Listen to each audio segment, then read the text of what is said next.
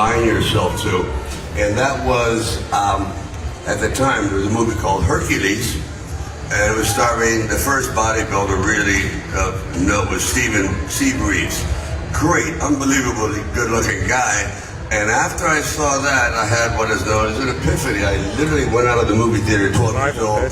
I went to a junkyard, and I started lifting car parts, small car parts, not like the car, like the wheel well, a bumper, this and that. Anyway, that was the actual beginning of starting to indoctrinate myself into the gym game.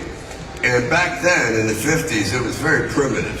I mean, if you saw the gyms, not like they are today, but it was something, especially for a young man, and I think especially now for young women too.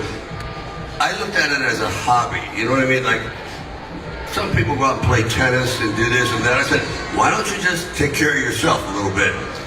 And if I hadn't done that, I wouldn't be here today. So it paid off. See? So it's good to have a good influence now and then.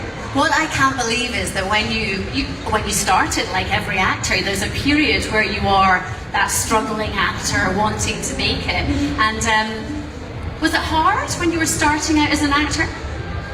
Yeah, I think acting, I wouldn't recommend it for anyone that's sane, because would you believe this? If I told you you're going to go into a profession that has 97% guaranteed failure. If you go to the Actors Guild, Screen Actors Guild, 97% of the actors are not working. Isn't that terrible? It's horrible. It's just, but there's a little bit more work now because of streaming and so on, but it's something that you have to be consumed by. But a lot of actors don't want to hear people, what is your fallback position? They go, there is none, I can't fail. I go, just in case, it can't happen. It can happen. So I had a fallback position. It wasn't very glamorous. I liked working with horses, so I said, okay, if I don't make it as an actor, I'll just shovel shit for the rest of my life. Yeah, all right, it's kind of a step down, but at least I enjoyed the animals. But yeah, it's also, I recommend to anybody, but especially in acting, don't be a one-trick pony.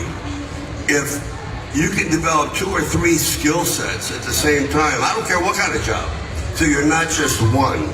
You can go to that. So like, I could never write. I never passed an English course in my life. And I'm serious. They used to use my paper as an example of how not to write. And they'd make me read it. I swear to you. So a little dyslexic, I'm blaming this.